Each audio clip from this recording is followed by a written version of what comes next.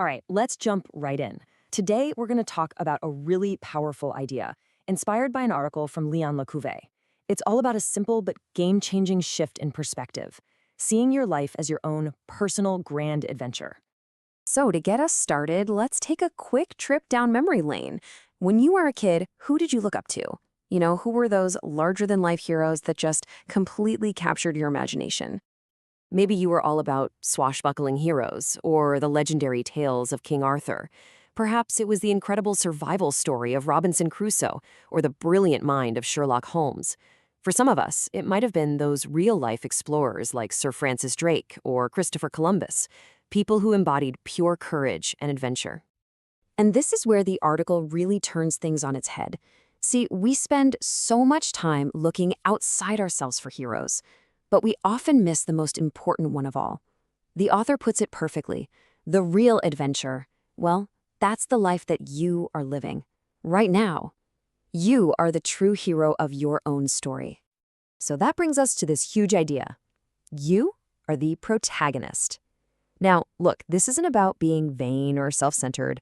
The article suggests it's really about understanding what an incredible gift your own consciousness is and the responsibility that comes with it to live a life with meaning.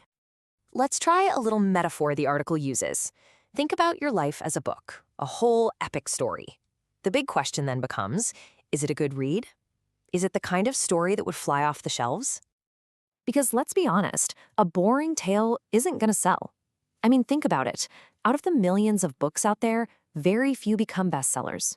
Why? Because the author had to work hard to create a compelling plot. And it's exactly the same for us. We have to actively shape the story we want for our own lives.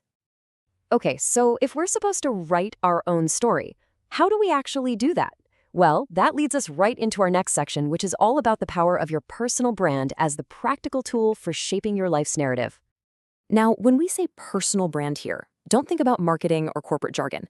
In this context, it's something way more personal.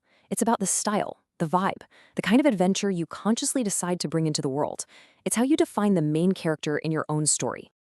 And this all boils down to a fundamental choice that every single one of us has to make.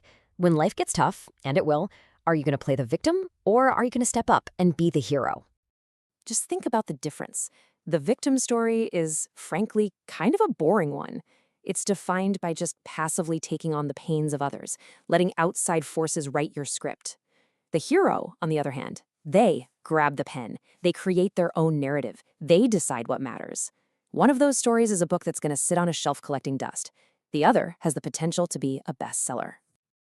Okay, I know this can all sound a little bit abstract, so let's ground it with a fantastic, real-world example from the article that shows exactly how taking control of your brand really works.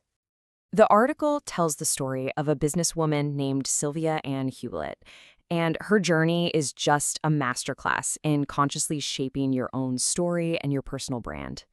So here's the deal with Sylvia. She was a brilliant student at Cambridge, but she came from a working-class Welsh family. And one day, a professor mentioned that her thick Welsh accent might actually hold her back professionally. So, step 1, she identified a potential limitation. But here's the crucial part. Step 2, she made a conscious decision not to let that happen. And step 3, she took action. For 2 years, she worked to change her manner of speech, not to erase who she was, but to expand her opportunities. She refused to let that one comment define her. She actively rewrote that part of her story. And that brings us to our final section. Let's bring all this focus right back to where it belongs, on you and on the adventure that's just waiting for you to write it. And the article makes a great point here.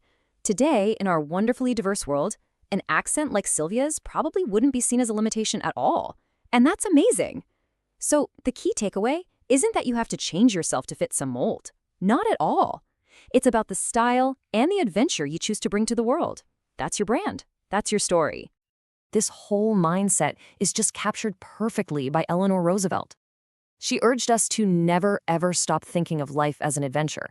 As she said, true security doesn't come from playing it safe. It comes from living bravely, from choosing the exciting and imaginative path. So, this is what the article leaves us with. You only get to live this one reality once. What you do with it is entirely your own creation. The only question left to answer is, what will your adventure be called?